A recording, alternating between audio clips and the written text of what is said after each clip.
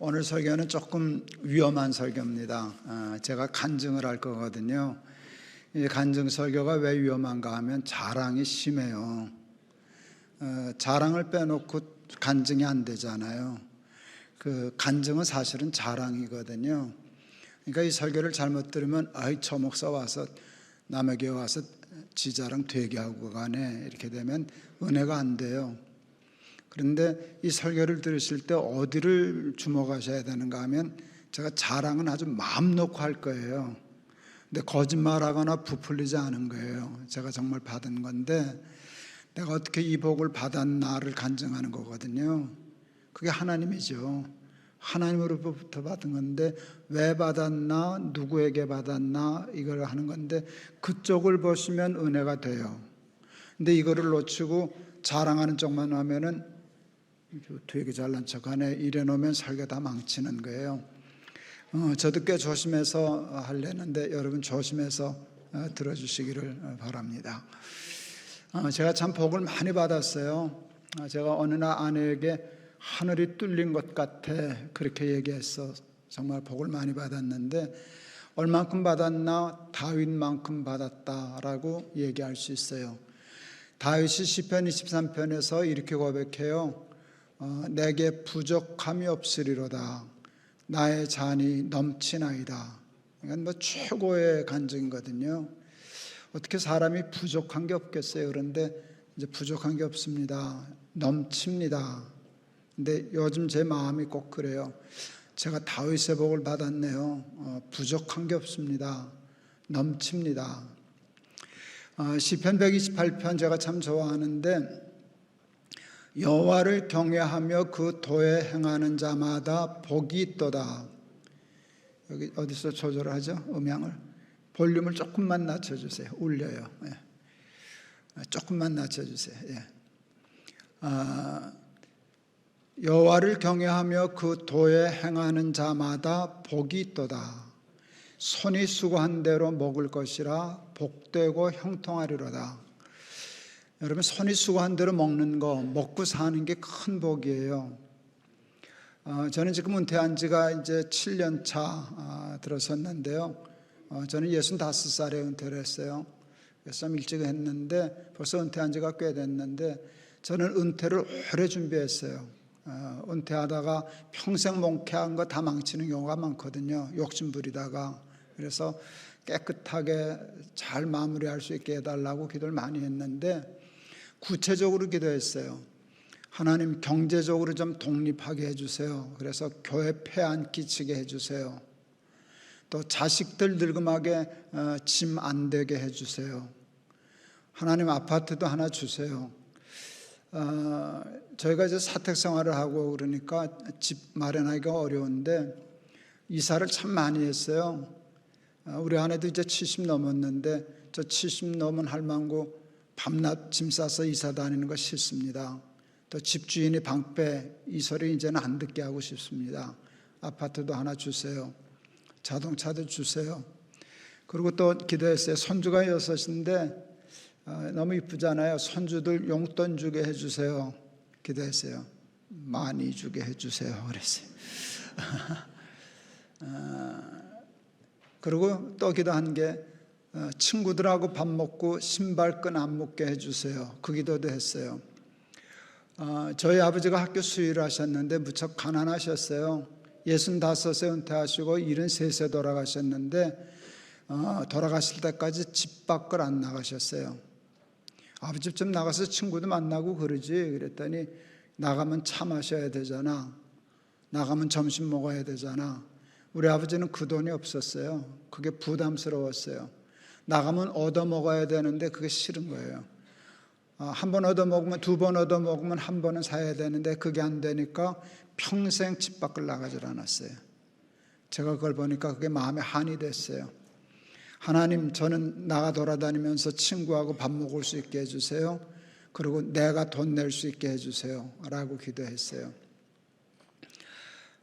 그리고 욕먹을 기도도 하나 했는데, 이왕 간증하는 거니까 할까요? 골프도 치게 해주세요. 그래서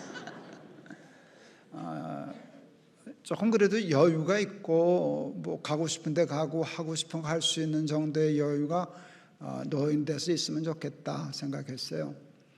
여러분, 저는 은퇴한 목사인데 한국의 은퇴한 목사가 교회 폐안 끼치고 경제적으로 독립하고 손주들 용돈 많이 줄 수 있고 골프 칠 수 있고 자기 집 있고 신발끈 안 묶고 사는 거 뭐 그러면 부족한 게 없지 않아요? 뭐 더 필요할 게 뭐가 있겠어요? 뭐 누가 뭐 몇 천억을 버느니 몇 조가 되느니 하나도 안 부러워요. 왜냐하면 다 못 먹을 건데 뭐 그거 다 못 먹을 건데 나는 요만큼이지만 나 먹고 싶은 거 다 먹고 사니까 먹고 싶은 대로 먹고 사는 건 너나 나나 똑같아. 그러니까 저는 부족함이 없는데 이게 그냥 누구나 다 그거야 누구나 다 하는 거 아니야? 그렇게 생각하는지 모르지만 저는 이게 하나님의 축복이라고 생각해요. 그리고 그 복을 받은 것이 감사해요. 내 집 내실에 있는 내 아내는 결실한 포도나무 같으며, 이거 엄청난 복이에요. 저 올해 결혼 46주년 됐어요. 우리 46년 된 70살 넘은 할망구 보는데 결실한 포도나무 같으며, 이거 큰 축복이에요. 내가 어떻게 저런 여자하고 살았나, 하나님이 어떻게 저런 여자를 만나게 하셨나를 뭐 신혼 때 그런 거야 뭐 당연하지만 70 넘은 부부가 결실한 포도나무 같으며 이건 큰 축복이죠. 좀 캥기는 건 있어요. 우리 아내도 그렇게 생각할까? 그거는 좀 캥기는데 그건 그 여자 문제고, 나는 뭐 우리 아내 40년 산 게 너무 감사하니까 이것도 큰 복이다라고 생각했어요. 상에 둘린 자식은 어린 감람나무 같으리로다. 이거 보통 큰 복이 아니에요. 아이들이 상에 둘렸다는 것은 부모하고 사이가 좋다는 거예요.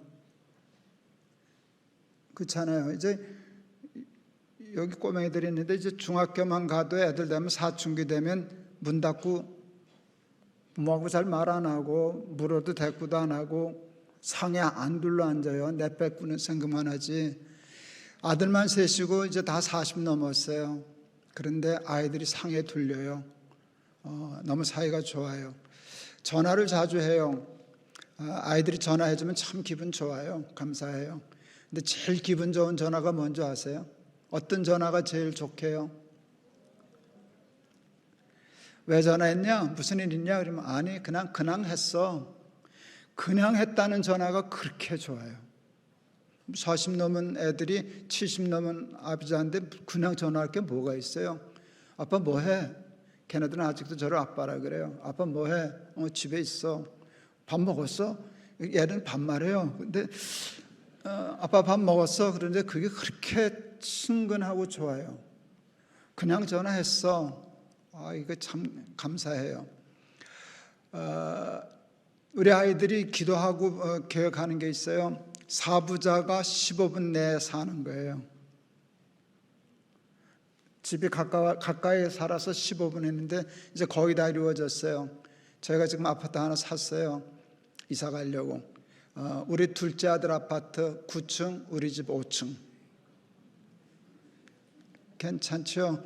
막내 아들 집 걸어서 찾길 하나 건너면 맞은편 아파트. 우리 큰아들 지금 이제 우리 살던 집 쪽으로 오면 완전히 15분 안에 다 돌아가요. 우리 둘째가 거의 늦게 장가 가서 지금 40 넘어서 손주를 하나 낳았는데 지금 10달 조금 지났는데 이뻐 죽겠어요. 참새 방앗간이에요. 시도 때도 없이 가요. 들락거리다가 가만 생각하니까 며느리한테 좀 미안해요. 저거 얼마나 힘들까. 시아버지 시어머니 때도 없이 막 들어오니까.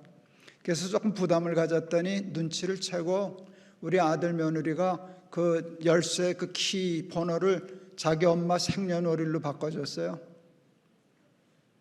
무슨 뜻인지 아세요? 그냥 들어오세요. 누르더니 한참 누르더니 며칠 전에 보니까 우리 마누라 누르지도 않아요. 손가락 갖다 대니까 열리대요. 지문 등록해줘가지고 그게 별거 아닌 것 같지만 이렇게 밤낮 오라고 선욱이 보러 오세요. 선욱이 보러 오세요. 그리고 오면 좋아하고 그거 참 기뻐요. 저희는 해마다 가족 여행을 가곤 했어요. 손주들 다 데리고 가면 제가 페이스북 같은 데 엄청 자랑하거든요. 좋으니까 한참 자랑을 했더니 어떤 어느 집 며느리인 것 같아요. 댓글을 달았는데 참 재밌게 달았더라고요. 목사님은 좋으시겠죠 뭐. 근데 며느리도 좋겠어요 그러더라고요. 며느리는요 시자 들어간 시금치도 싫어해요. 시부모님들하고 여행 다니는 게 뭐가 그렇게 좋겠어요? 그 말이 맞죠? 근데 아니에요. 우리 큰아들 내외가 결혼해서 첫 휴가 갈 때 저는 자기들끼리 갈 줄 알았어요. 당연히 난 그게 당연하다고 생각했어요. 근데 우리 아들이 아버지 성공하셨네요. 그래. 왜? 그랬더니 우리 며느리가 가족여행 같이 가자고 우리 마누라하고 보고서 이게 웬 떡이냐 하고서는 올해 잘 해야 내년에도 또 간다. 그래서 전술 전략을 짰어요. 전략이 뭔가 며느리 일 안 시킨다. 휴가 가서 며느리가 제일 신나게 지내야 내년에 또 간다. 올해는 이거 의무방어전이다. 이거를 잘하면 내년에는 그냥 간다. 그래서 전략을 세운 게 뭔가 하면 며느리 일 안 시킨다. 며느리 일 안 시킨다. 그래서 뭐 밥 해먹는 거 안 했어요. 건들 빌려도 다 사 먹고 그리고 돈을 아껴가지고는 뭘 했는가 하면 게임을 준비해 가지고 갔어요. 재밌어야 되니까. 그때 빙고 게임을 준비해 갔어요. 그리고 다른 돈을 아껴가지고 그게 오래됐죠. 지금 한 18년 전인데 그때 상금을 100만 원을 마련해 갔어요. 여긴 부자 동네가 돼서 별로 안 놀라는군요. 그게 18년 전이에요. 그리고 빙고 게임을 해서 1등 나오면 3만 원씩 현상을 걸었어요. 돈이 걸리니까 정신이 나가가지고 밤새도록 빙고 했는데 하나님의 은혜로 우리 큰 며느리가 제일 많이 땄어요. 40만 원. 하룻밤에 40만 원을 땄어요. 우리 며느리 너무 좋으셔서 어머니 내년에 또 해요. 그래서 웃었어요. 넌 걸렸다 그랬죠. 그리고 아이들 손주 데리고 며느리들 데려가고 이렇게 휴가 다니고 하면 이게 보통 큰 축복은 아니에요. 저희 노회에서 은퇴한 목사님이 계시는데 은퇴하시고는 저희 교회 출석을 하셨어요. 그 아들이 큰 부자가 됐어요. 큰 부자가 되어서 아버지 은퇴한 기념으로 아들이 큰 선물을 했어요. 아파트, 큰 아파트, 좋은 아파트 사드리고 자가용 사드리고 신발끈 묶지 말라고 크레딧 카드 드렸어요. 그때 차를 사드리려고 할 때 벤츠를 사드리려고 그랬어요. 자기가 벤츠 타고 다니니까. 근데 이 할아버지 목사님이 야야 나 그런 차 못 타 그래가지고 SM5라는 차를 탔어요. 저도 그때 그 차 탔는데 굉장히 좋은 차예요. 근데 내가 뭐라 그랬어요? 교회가 사주는 것도 아닌데 아들이 사준다는데 벤츠를 왜 못 타? 그 타시지 왜 그러셨어요? 그랬더니 그럴 걸 그랬나? 그래서 그러시더니 나중에 다음에 차 바꿀 때는 진짜 벤츠로 바꿔서 타셨어요. 근데 이 할아버지 나만 보면 자랑하는 게 우리 아들이 사줬다고. 알아요. 벌써 몇 번째 얘기하셨어요. 그래서 내가 놀려먹었어요. 자꾸 얘기하지 말고 써붙여야 되다. 뭐라고 써붙일까? 아들이 사준 차. 여러분 세상에서 제일 좋은 차는 아들이 사준 차예요. 그런데 그렇게 얘기하고 나니까 배가 아프더라고요. 그래서 나도 모르게 기도했어요. 하나님 우리 새끼들도 이 다음에 지 아버지 차 사주라고 좀 그러세요. 나도 우리 아들이 사준 차 좀 타게 해주세요. 그 장난 같은 기도죠. 뭐. 그냥 그렇게 기도했어요. 작년 말에 제가 이제 치앙마이 가서 한 달씩 되게 있을 텐데 아들한테서 카톡이 왔어요. 아빠 차 사다 놨어. 내 차 사다 놨다고. 그래 놓고 그 아빠 주차장에 갖다 세워놨어요. 하고 사진을 찍어 보냈어요. 벤츠. 진짜 벤츠를 사다 놨어요. 가슴이 철렁했어요. 저걸 어떻게 타고 다니나. 우리는 차를 살 때 승차감을 보고 사잖아요. 승차감이 좋으냐 나쁘냐 그러는데 요즘 애들은 하차감을 따지더라고요. 아세요? 하차감? 몇 사람 알고 지금 대부분 지금 몰라요. 솔직히 모르죠? 하차감. 무슨 자동차가 하차감이 있냐 그랬는데 이제 벤츠에서 내리면 오 벤츠 이게 하차감이에요. 오, 야, 좋겠다. 부러워하는 거. 그때 또 어깨 으쓱하고 이제 그러는 거죠. 그게 하차감이에요. 벤츠야 하차감이 좋은 차죠. 근데 저한테는 좋은 차게요? 하차감이 안 좋은 차게요? 안 좋아요. 내가 다 뭐라 그러거든. 사람들이 김 목사 괜찮은 줄 알았더니 이상해졌네 뭐 이제 그러거든요. 그게 예상 문제집에 다 나와요. 그래서 그거 이제 좀 방어하느라고 제 페이스북 오래 했는데 거기다 다 올렸어요. 우리 아들이 벤츠 사줬습니다. 타고 다닐랍니다. 좀 봐주십시오. 그랬더니 아니나 다를까 댓글 엄청 달렸어요. 잊히지 않는 댓글 하나, 존경했었는데.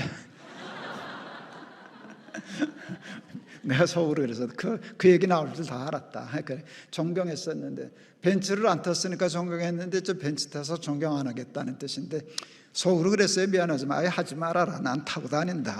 우리 아들이 사줬는데. 근데 사실은 많이 불편해요. 많이 불편해요. 그 타고 다니는 게 불편해요. 우리나라에서는. 전 큰 교회 갈 때는 그래마도 좀 괜찮은데 거기 벤츠 타는 사람들 많으니까. 그런데 조그만 교회를 갈 때는 정말 힘들어요. 개척교회, 상가교회 같을 때 벤츠국을 설교하러 가면은 참 힘들어요. 그래서 그때는 우리 아내차 바꿔 타고 가요. 근데 우리 아내차도 만만치 않아요. 렉서스. 근데 그것도 아들이 사준 차거든요. 사실은 저 엄마를 먼저 사주고 나를 나중에 사준 거예요. 근데 그 렉서스는 조금 나은 게 조금해요. 하이브리드 조금만 차기 때문에 조금 괜찮아요. 근데 불편한데 행복해요. 이래봬도 아들이 사준 차 타고 다니잖아요. 그게 복이에요. 늘 복이에요. 손주들도 이제 우리 큰 손녀는 고3이에요. 18살. 얘는 아직도 이렇게 하면 와서 팔베개 해요. 와서 끌어안기고 일주일에 한 번 그 바쁜 놈이 공부하는 바쁜 놈이 할머니 할아버지하고 늘 저녁 먹자 그래서 가서 같이 밥 먹고 그러는데 얼마나 감사한지 몰라요. 상에 둘린 자식은 제가 그 복을 받았어요. 여러분, 자식이 상에 둘렸다는 것은 부모하고만 사이가 좋은 게 아니에요. 지들끼리도 사이가 좋다는 뜻이에요. 근데 이게 더 큰 복이에요. 자녀들끼리 형제들끼리 화목한 게 부모한테는 최고의 효도거든요. 제가 교회 은퇴할 때 교회가 저 타던 차 제니시스 좋은 차였는데 그거 그냥 타시라고 줬어요. 근데 안 탔어요. 은퇴할 때는 깨끗이 은퇴하는 게 좋다. 아내도 못 받게 하고 내가 사줄게 하고 아내가 저 차 사줬어요. K9. 그것도 굉장히 좋은 차예요. 이제 K9 아주 탈만한 차인데 팔기는 아깝고 그러는데 둘째가 아빠 그거 형 주세요. 형 주세요. 형 지금 차 없어요. 팔았어. 그래서 저는 아이들 주는 게 좋죠. 좋은 차니까. 근데 줬어요. 줘놓고는 막내한테 좀 캥기는 거예요. 막내한테 좀 미안하잖아요. 그래서 메일을 보냈어요. 야, K9 그 아빠 타던 차 형 줬다. 큰형 줬다. 너한테 안 주고 형만 줘서 좀 미안하다. 다음엔 너도 챙겨줄게. 그랬더니 난 닭거리 왔는데 금방 아빠 그런 소리 하지 마세요. 큰형이 좋은 차 타면 난 좋아요. 이게 별것 아닌데 진짜 그 마음이거든요. 우리 애들은 왜 형만 주고 왜 난 안 줘? 이게 정상인데 우리 애들은 그거 없어요. 형이 뭘 타든 아버지가 누굴 뭘 주든 해서 형제끼리 사이가 좋으니까 너무 감사해요. 큰아이 78년, 둘째 80년, 셋째 아이 82년, 거의 연년생인데 1년 반 터울인데 우리 둘째 아이가 제일 존경하는 사람이 둘이에요. 하나는 제비. 뭐 그럴 수 있죠. 아버지 존경하는 애들은 있을 수 있으니까. 근데 두 번째 존경하는 사람은 지 형이에요. 둘째는 1년 반 터울인 형을 존경해서 걔는 형한테 반말 안 해요. 그리고 모든 일을 형하고 의논해요. 여러분 그걸 보면 부모는 참 기뻐요. 그리고 형한테 잘해주라고, 좋은 거 형 주라고, 형 주면 좋다고. 그게 상에 둘린 자식은 내 복이에요. 제가 그 복을 받았어요. 어린 감람나무 같으리로다.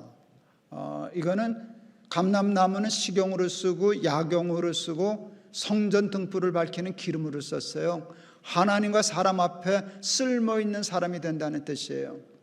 아들 셋이 다 잘 됐어요. 큰놈 교수, 둘째 영화감독, 셋째 목사면서 빈티지 옷가게 사장. 그런데 다 제구실 잘하고 예수 잘 믿고 좋은 가정 꾸미고 그러고 사니까 아들 때문에 이렇게 마음이 저해서 하는 게 없어요. 아이들만 생각하면 감사해요. 그런데 제가 뭐가 부족하겠어요? 뭘 더 욕심내겠어요? 나의 잔이 넘치나이다 하게 되었어요. 어떻게 그 복을 받게 되었나? 이게 이제 핵심인데요. 목사가 그냥 상투적으로 설교 시간에 얘기하는 것 같지만 그거 아니에요. 제가 잘하는 거 있어요. 저는 예수가 잘 믿어져요. 내가 믿으려고 그렇게 애쓰지 않았는데 나는 하나님이 잘 믿어졌어요. 이유가 뭔가 했더니 너무 좋은 교회를 어려서부터 다녔어요. 교회가 너무너무 좋았어요. 교회로부터 사랑을 받고 인정을 받다 보니까 세상에서 제일 좋은 데가 교회였어요. 교회를 좋게 다니다 보니까 하나님이 믿어지더라고요. 하나님이 믿어져요. 그리고 저는 하나님보다 더 잘 믿는 사람은 의지하지 않아요. 제가 2001년도에 높은 뜻 순위교회를 개척했어요. 50살 넘어서. 그때 어느 큰 학교를 빌려서 2000석 강당 빌려서 예배당을 했는데 그 이사장이 큰 부자였어요. 제가 그 학교 빌려서 교회를 한다 하니까 이상한 유언비어가 나돌기 시작했어요. 김동호 목사가 큰 물줄을 잡았다더라. 100억을 보장받았다더라. 뭐 그런 말이 돌았어요. 제가 그 다음날 교회 홈페이지에다 글 썼어요. 제목 근사하게 뽑았어요. 큰 물주와 조물주. 내가 큰 물주 잡았다는 소문이 덥디다. 예, 맞습니다. 나 큰 물주 잡았습니다. 100억을 받았다는 소문이 있습니다. 그보다 훨씬 더 보장받았죠. 그런데 제가 잡은 물주는 큰 물주가 아니라 조물주입니다. 괜찮죠? 근데 정말이에요. 교회를 개척하다 보니까 저희 교회도 부자들이 꽤 있거든요. 교인이 많으니까. 개척하면 교회가 돈 쓸 때가 많아요.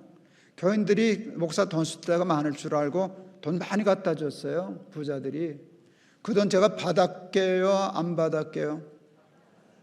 받죠? 안 받아? 얼마나 좋은데. 여러분도 갖다 드려보세요. 받나 안 받나 박 목사님. 돈 원 없이 받아봤어요. 제가 결혼 주례한 청년이 목사님 시간 좀 내주세요. 그래서 왜 그러냐 그랬더니 11조 좀 갖다 드리려고요. 그래서 여기 연보 시간에 내. 그랬더니 좀 많은데요. 그래서 내가 속으로 어이 건방 진짜시 지카지게 11조 많으면 얼마나 많다고 그걸 가지고 담임 목사 독대하자 그러냐. 그런데 뭐 그럴 수는 없으니까 그냥 와 그랬어요. 얘가 11조를 7억 내고 갔어요. 1억짜리 수표 7장을 갖다 주는데 내가 손이 떨리더라고요. 이게 뭔 돈이 무슨 이제 30대 중반 아이가 야, 무슨 11조가 7억이냐? 너 70억 벌었냐? 예, 70억 벌었습니다. 친구들하고 회사 만들어서 했는데 무슨 상장해가지고 자기 몫으로 70억 받았다고. 요거 시간 지나면 나 만변해서 못 냅니다. 빨리 받아 가져가라고. 예, 그 7억 받았어요. 근데 그 정도 돈은 아무것도 아니에요. 제가 제일 많이 받은 돈은 1000억까지 받아봤어요. 그건 다른 교인으로부터. 예, 1000억을 받아봤어요. 그러니까 돈은 원 없이 썼어요. 저는 하고 싶은 일, 학교도 세우고 뭐 재단도 세우고 별짓 다 했죠. 다 했어요. 근데 제가 세운 원칙이 있어요. 1000억을 주든 7억을 주든 가난한 과부의 엽전 두 푼으로 하든 공평하게 돼야 된다는 게 그게 성경적인 개념이에요. 세상은 두 푼보다 7억이 크지만 하나님 나라에서는 똑같은 거예요. 그래서 특별 대우는 하진 않았어요. 내가 특별히 많이 쓰기는 했어도 특별 대우는 안 했어요. 그래서 제가 뭔가 하면 돈 아무리 많이 줘도 물주 삼지는 않았어요.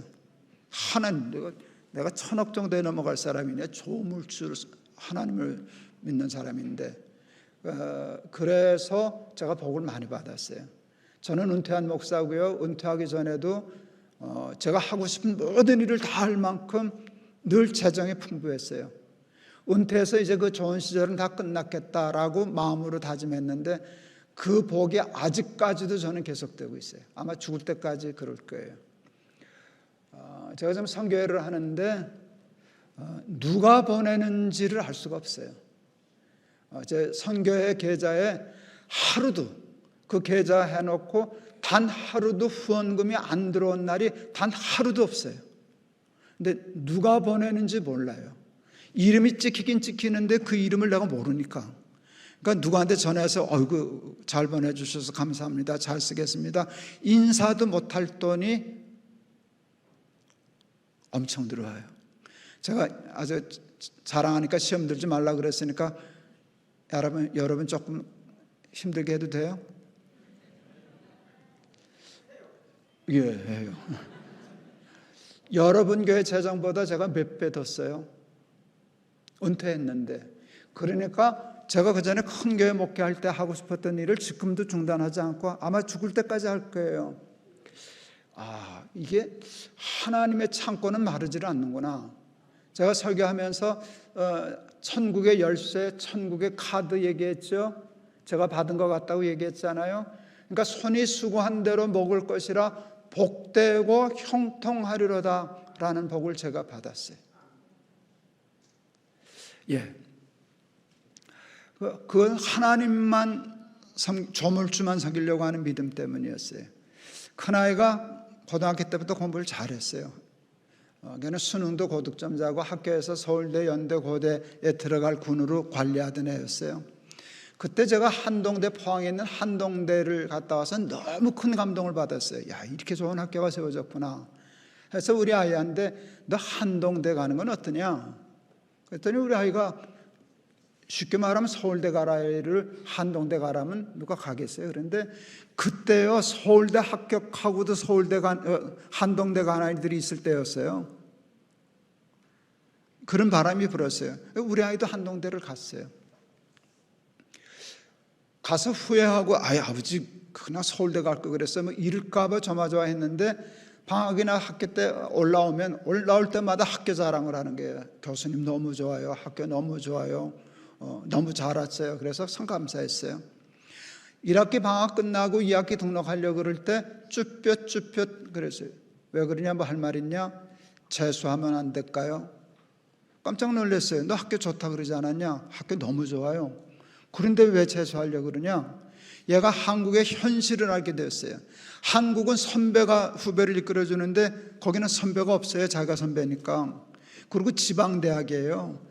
한국의 실정으로는 선배도 없는 지방대학 나와서 할 일이 없는 거예요. 앞이 깜깜한 거예요. 그래서 자기 재수해서 서울대 가겠다 이제 그랬어요. 그때 내 문제니까 내가 기도하고 결정해라. 제가 기도하고 재수하겠다면 시켜주실래요? 기도하고 재수하면 시켜주마. 얘가 배낭 메고 기도원에서 들어갔어요. 사흘 기도하고 오겠다고. 이틀 만에 튀어내려왔어요. 응답받고. 이사야 31장 1절 도움을 구하러 애굽으로 내려가는 자는 화 있을진저. 말 듣고 튀어내려왔어요. 서울대가 애굽은 아닌데 여러분 서울대 가고 거기 선배들이 꾸고 이래 놓으면 나름대로 어떤 탄탄 대로가 열리는 거예요.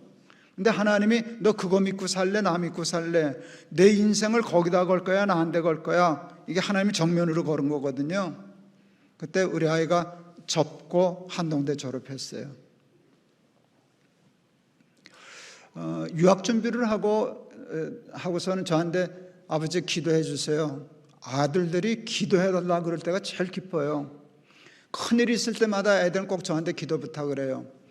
자기가 가고 싶은 대학 10개를 쭉 뽑아왔어요. 아버지 요 대학은 내 실력에 맞는 대학이에요. 잘하면 갈 수 있어요. 여기는 만일 안 됐을 때 안정적으로 이렇게 들은 데예요. 요 위에는 로또 대학이에요. 여기는 내 실력으로는 좀 어려워요. 그래도 혹시 모르니까 내보려고 그래요. 그래서 기도했어요. 근데 우리 아들은 로또 대학 갔어요. 그냥 아이비리그 대학 갔어요. 콜롬비아 대학에서 석사 박사 했어요.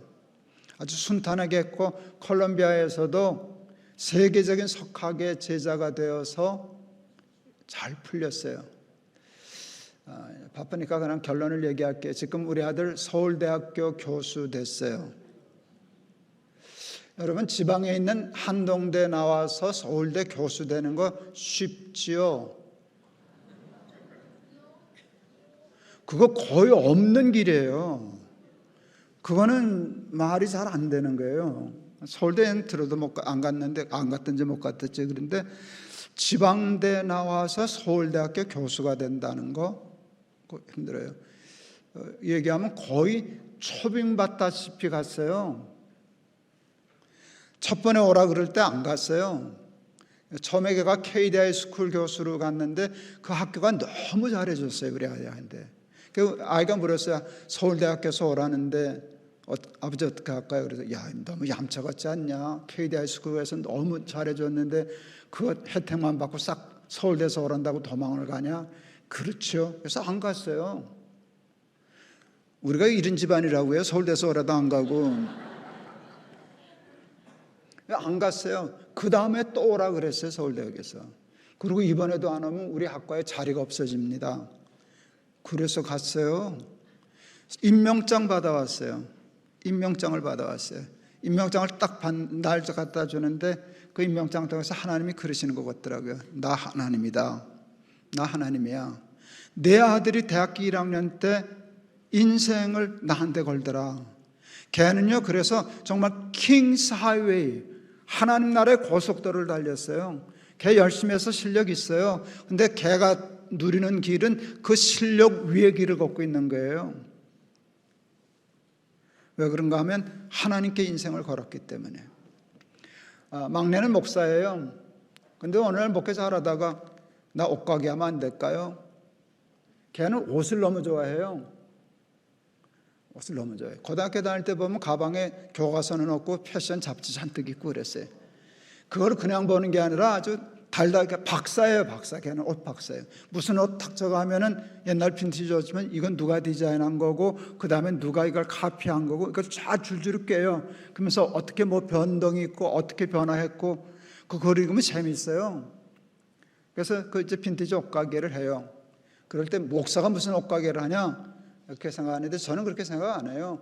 옷가게 사장하는 거나 목사하는 거나 다를 거 없다고 생각했어요. 나는 모두가 다 성직이라고 생각하고 그렇게 설교를 했거든요. 뭐 하고 싶으면 해라. 그래서 애가 빈티지 옷가게를 하기 시작했어요. 제가 줄 돈은 없었어요. 가게 할 때. 그래서 아파트 담보 잡혀줬어요. 가다 망하면 내가 물어주마. 아파트 팔아서라도. 그 담보 잡혀준 거 외에는 한 게 없어요. 근데 가게 조그만 가게 2층에 골목재기 얻어가지고 가기 시작했어요. 간판도 못 걸었어요. 저거 밥 먹고 살겠나 걱정돼가지고 야 너 장사될 때까지 아버지가 생활비 조금 대주랴 그랬더니 고맙습니다 그러더라고요. 고맙습니다 그래서 받을 줄 알았더니 근데 안 받을래요 그랬어요. 왜 안 받으려고 그러냐 그랬더니 그러면 일용할 양식을 주옵시고 기도가 안 나가잖아. 괜찮죠 우리 새끼들? 예, 일용할 양식을 주옵시고라고는 기도가 안 되죠. 그냥 걔는 장사를 하든 뭐든지 승부를 저기다 건 거예요. 아버지 카드 안 쓰겠다는 거예요. 뭐 변변치도 않지만 아버지 카드 안 써. 생활비 조금 보태주면 든든하겠지만 그러면 정신이 해이해져서 못 써. 그냥 죽기 살기를 저기만 굶으면 굶고 먹으면 먹고 승부를 걸어야 살지 그렇게 안일한 자세로 못 살아남아요 했어요. 우리 큰아들 서울대학교 교수 임명장 받아온 것 같은 일이 막내한테도 일어났어요. 걔는 가게를 시작하고 6년 지났는데 단 한 달도 적자 본 적 없어요. 이거 장사하시는 분들은 이게 무슨 말인지 알아요. 이건 있을 수 없는 얘기예요. 어떻게 한 달도 적자를 안 보겠어요. 저는 굉장히 잘해요. 굉장히 잘해요. 그 케이블 TV 중에 어느 텔레비전에 서민갑부라는 프로가 있어요. 나도 몇 번 봤어요. 얼마 전에 그러더라고요. 그 서민갑부 프로그램에서 출연하라고 제안이 왔어요. 그래서 거기서 너 오라 그러냐. 그런데 안 갔어요. 그래서 왜 안 갔냐 그랬더니 서민은 맞는데 갑부는 아니야. 우리 집에서 갑부가 나온다면 아마 그 자식일 거예요. 그러니까 이게 그런 일들이 저도 하나님께만 승부 걸었거든요. 그랬더니 손이 수고한 대로 먹고 은퇴한 후에도 죽을 때까지 원 없이 내가 하고 싶은 일 다 할 수 있는 그 복 받았죠. 큰애 승부를 거기 걸었더니 그렇게 됐죠. 막내 일용할 양식을 주옵시고라고 기도를 해서 서민 갑부되게 됐죠. 많은 사람들은 복을 얘기할 때 복을 행운으로 생각해요. 여러분 복은 운이 아니에요. 하나님은 우리에게 복을 주시고 싶어 하시는데 그 복을 운에다 우는 확률이 로또잖아요. 여러분 복은 그런 행운이 아니에요. 복은 하나님의 길에다 깔아주셨어요. 누구든지 그 길을 들어서면 복을 받게 돼 있어요. 김동호라고 받는 게 아니에요. 김동호 그 길, 전 복의 그 길에 들어섰기 때문에 복을 받은 것이지 제가 목사이기 때문에 김동호 때문에 받는 게 아니에요. 누구나 그 도에 행하는 자마다 형통하겠다 그러셨는데 하나님이 여러분도 그 같은 믿음으로 믿음 생활하면 같은 간증하게 될 줄을 믿습니다. 오늘 여호수아가 자기 백성들 한심해서 속상해서 그러는 거예요. 너희들은 어떻게 하나님을 섬긴다는 인간들이 하나님도 섬기고 바알도 섬기고 아세라도 섬기고 그러냐? 그게 좋아 보면 그거 섬겨. 하나님이 옳다고 생각하면 하나님만 좀 섬겨라. 나와 내 집은 여호와만 섬기겠노라. 이게 여호수아의 고백이에요. 하나님만 섬기고 산다는 게 쉽지 않아요. 여러분은 하나님을 섬기는 사람들이지만 하나님을 섬기는 건 어렵지 않지만 하나님만 섬기는 건 쉽지 않아요. 세상에 나가면 세상식이 있어요. 세상 길이 있어요. 하나님보다도 길이 더 넓어 보여요. 세상에 나가서는 그 길대로 살고 교회 와서는 주여 주여 하니까 여호수아 시대 때 이스라엘 백성이나 똑같은 거예요. 그러니까 복의 길을 들어가지 못하는 거예요.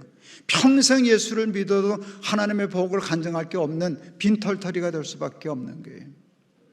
여러분 하나님만 주인으로 삼으세요. 여러분 세상의 끈 사람들 빽 쫓지 마세요. 친구는 해도 물주 삼지 마세요. 사람으로 주인 삼지 마세요. 돈으로 주인 삼지 마세요. 제일 위험한 건 여러분이 스스로 주인 되려고 하지 마세요. 여러분 광양제일교회가 정말 좋은 오는 사람마다 복을 받는 교회가 되려고 하면 이 교회의 주인이 하나님이 되셔야 돼요. 그런데 하나님이 주인이신 교회가 지금 많지 않아요. 목사가 주인인 교회는 태반이에요. 목사가 주인 노릇하고 왕 노릇하는 교회 참 많아요. 장로님들이 주인 노릇하는 교회도 꽤 많아요. 연보점 했다고 대주주제 행세하는 교회도 꽤 많아요. 오래됐다고 터줏대감 노릇하는 교회가 대부분이에요. 그러니까 하나님 계실 자리가 없어요. 그런 교회는 이가봇은 하나님의 영광이 떠났다는 말이에요. 그 교회는 하나님이 계실 자리가 없으니까 하나님의 영광이 없어요. 하나님의 영광이 없으면 그 교회 백날 다녀야 복 받지 못해요. 이 교회를 다니는 사람들은 복을 받아야 돼요. 그러려면 하나님만 섬기고 하나님만 주인이 되는 삶을 살아야 돼요. 교회의 주인도 하나님, 내 인생의 주인도 하나님, 내 자녀의 주인도 하나님, 내 인생은 하나님께 겁니다. 죽으면 죽으리라 하고 하나님만 섬겨서 여러분 그 도에 행하는 자마다 복이 있도다. 이 간증, 여러분의 간증으로 하고 살아가는 저와 여러분 다 되시기를 축원합니다. 기도하겠습니다. 하나님 감사합니다. 부족한 것 보내주셔서 말씀 전하게 하신 것 감사합니다. 말씀은 씨앗 되게 하시고 저들은 옥토 되게 하시사 30배, 60배, 100배 열매 맺게 하옵소서. 하나님만 주인이 되는 교회 되게 하시고 하나님으로만 주인 삼고 쫓아감으로 승리하고 형통하고 성공하는 우리 교인들 다 되게 하옵소서. 예수 그리스도 이름을 받들어 기도하옵나이다. 아멘.